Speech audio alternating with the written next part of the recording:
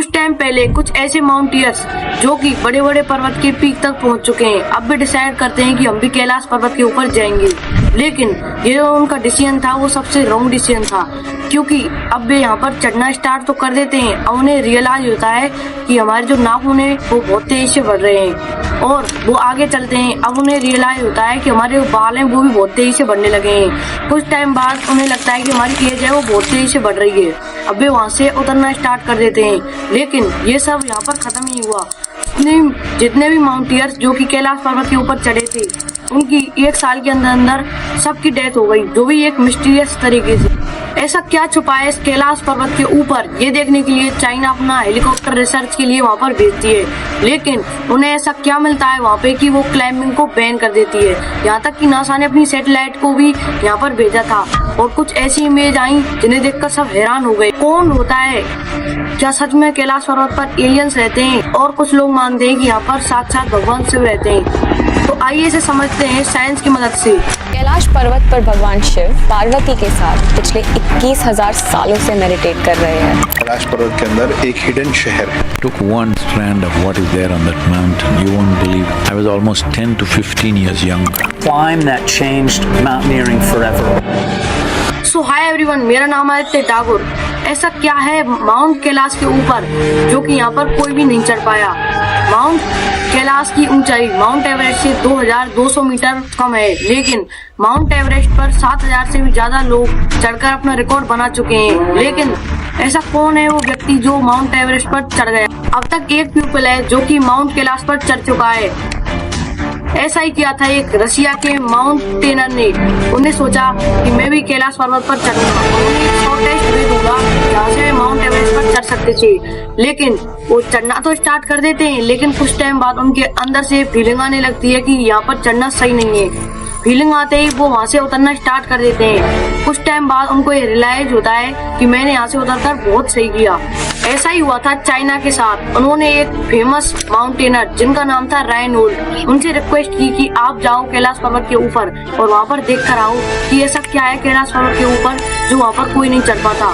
रायनोल्ड पता है कौन है? रायनोल्ड ऐसे माउंटेनर है जो कि बिना ऑक्सीजन के कैलाश पर्वत की पीक तक चढ़ गए। उन्होंने एक चीज के बारे में बताया कि यहाँ पर कोई भी मत चढ़ो, यहाँ पर चढ़ना बिल्कुल भी सेफ नहीं है।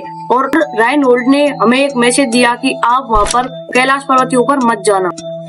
ऐसा क्या है इस पहाड़ के अंदर जो कि यहाँ पर कोई नहीं चढ़ पाया? ऐसा सोचा चाइना वालों ने।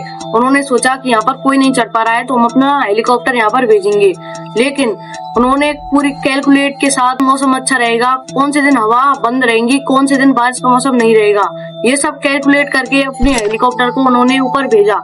लेकिन शॉकिंग बात पता है क्या है? जो हेलीकॉप्टर था वो जैसे जैसे ऊपर जाता गया काले बादल सामने आते गए, हवा आगे चलने लगी और बारिश का मौसम भी होने लगा। और यहाँ पर ऐसी जो कंडीशन थी उसमें जो हेलीकॉप्टर था वो क्रैश भी हो सकता था, तो इसलिए पायलट ने अपने हेलीकॉप्टर को नीचे लैंड कर दिया। फिर चाइनीज की जो सरकार है उसने कैलाश पर्वत पर चढ़ना और यहाँ पर टेक्नोलॉजी का यूज करना बिल्कुल बैन कर दिया। ऐसा क्या रहस्य है कैलाश पर्वत का कि यहाँ पर कोई जा नहीं पाता? तो देखो, इसे हम समझेंगे 4 पॉइंट की मदद से। इसे पॉइंट को जानने से पहले मैं आपसे एक सवाल पूछता हूँ, आपकी क्या राय है कि यहाँ पर कोई भी हायर सिविलाइजेशन रहता है या फिर यहाँ पर कोई भी हायर सिविलाइजेशन रह चुका है? कमेंट में अपनी राय जरूर देना, क्योंकि वीडियो के एंड तक आपकी जो राय है पूरी तरीके से बदलने वाली। Point number 1, the geography of mount Kailash. देखो यार, जब इंडिया और चाइना की वॉर हुई थी 1962 में, तब चाइना ने इंडिया की बहुत सारी टेरिटरी को अपने पास ले लिया। उनमें से था एक mount Kailash. Mount Kailash Chinese government के पास 1962 में चला गया। माउंट कैलाश की जो ज्योग्राफी है वो बहुत हैरान करने वाली है, क्योंकि यहाँ से 4 नदी निकलती हैं, यानी कि 4 रिवर निकलती हैं। और ये सुनकर आप शौक होंगे कि वो मल्टीपल टाइप में है, यानी कि ये क्रॉस टाइप। ये जो चारों रिवर हैं ये अलग अलग डायरेक्शन में है। एक रिवर ईस्ट, एक रिवर वेस्ट, एक रिवर साउथ और एक है नॉर्थ, यानी कि ये जो रिवर है ये अलग अलग डायरेक्शन में है। वो है ना बहुत ही इंटरेस्टिंग। इससे भी ज्यादा इंटरेस्टिंग है कि यहाँ पर 2 लेक्स हैं। एक लेक का नाम है मानसरोवर एंड दूसरे लेक्स का नाम है वो है राक्षस ताल। ये जो मानसरोवर लेक है, यहाँ पर जो पानी है वो प्योर वाटर है, तो अच्छा पानी है, पीने के लिए आप इसको पी सकते हो। लेकिन यहाँ पर ये बहुत ज्यादा हाइट पर होने के कारण भी ये पानी कभी भी फ्रीज नहीं होता। और जो दूसरा लेक है राक्षस ताल, ये उससे कम हाइट पर होने के कारण ये इतना सॉल्ट एंड इतना खारा पानी है, इसको हम पी भी नहीं सकते। जो राक्षस ताल का पानी है इसे कोई पी भी नहीं सकता, और यहाँ पर कोई भी जानवर एग्जिस्ट ही नहीं करता। यहाँ के लोगों का मानना है कि ये राक्षस ताल का जो पानी है यहाँ पर कभी कभी ये गायब हो जाता है, कभी ये जम जाता है, यानी कि इस लेक को घोस्टेड लेक भी कहा जाता है। एंड हैरान कर देने बात ये है कि यहाँ पर माउंट एवरेस्ट में साउथ जो डायरेक्शन है उसमें सबसे ज्यादा बर्फ जमती है, और यहाँ से साउथ डायरेक्शन में सबसे ज्यादा सनलाइट आती है। यानी कि यहाँ से बात ये निकलती है कि जिस डायरेक्शन में धूप ज्यादा पड़ेगी उसमें बर्फ कम पड़ेगी, लेकिन यहाँ पर इसका अपोजिट है।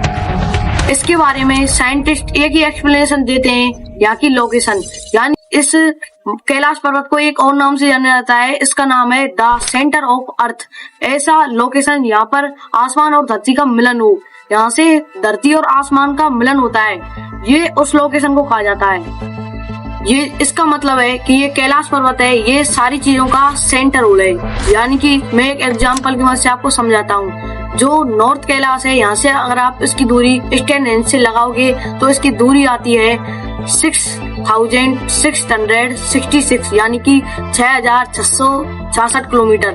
और इसे आप नॉर्थ पोल से कैलकुलेट करते हो तो इसकी दूरी आती है 6666, यानी कि 6666। अगर आप माउंट कैलाश को कैलकुलेट करते हो साउथ पोल से तो इसका डिस्टेंस जो आता है 13,332 किलोमीटर। ये इसकी ज्योग्राफिकल कंडीशन हो सकती है। अब आते हैं हम अपने सेकंड पॉइंट की तरफ, द लाइट एंड साउंड। ऐसा ही करते हैं एक रसिया के साइंटिस्ट जिनका नाम था अर्नेस्ट।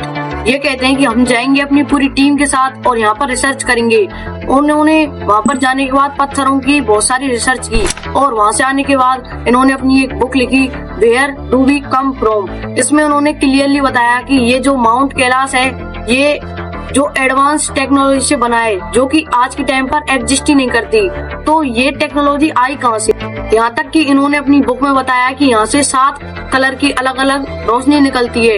यहाँ तक कि लोकल पीपल जो कि वहाँ के आसपास रहते हैं, उन्होंने भी ये बताया है कि जो यहाँ पर माउंट कैलाश है यहाँ से 7 प्रकार की अलग अलग रोशनी निकलती है। एंड जो अपना थर्ड पॉइंट है वो है स्पिरिचुअल पावर, यानी कि जो कि कोई ऐसा व्यक्ति जो कि अपनी शक्तियों से कैलाश पर्वत के ऊपर चला है। तो एक तिब्बत में रहने वाला बुद्धा जिसका नाम था मिलारेपा, वो कैलाश पर्वत पर अपनी शक्तियों की मदद से पहुंच गए। कहा जाता है कि उन्होंने अपने जीवन में कभी भी झूठ नहीं बोला और वो वहाँ पर पहुंच गए।